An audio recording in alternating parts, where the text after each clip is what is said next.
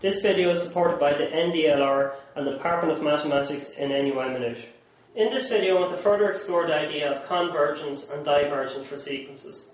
So let's look at the sequence where the n term is given by an equal to minus 1 to the n over n.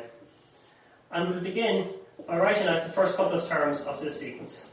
So when n is 1, we get minus 1. When n is 2, we'll get 1 half. When n is 3, we'll get minus 1/3. When n is 4, we'll get 1/4. When n is 5, we'll get minus 1/5. When n is 6, we'll get 1/6. And so on like that forever. Now looking at this list of numbers, it can be hard to tell whether this sequence is converging or diverging. In other words, it's hard to tell if we carried on down this list forever, whether we get closer and closer towards any one specific number. So let's plot some of these points and see what we might be able to find out. So when n is 1, we get minus 1. When n is 2, we get 1 half.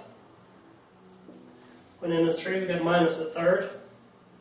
So it's around there. When n is 4, we get 1/4. When n is 5, we get minus 1/5. When n is 6, we get 1/6. And so on like that forever.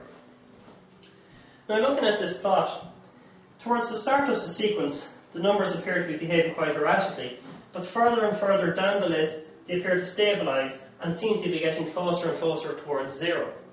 So the lesson to be learned here is that when trying to determine whether a sequence converges or diverges, what happens early on the list doesn't really matter. It's really very far down the list of numbers that you need to look to determine whether a sequence converges or diverges. Now of course what we've done here would not be sufficient to prove that this sequence converges, but in later videos we will look at the methods that we need to prove this.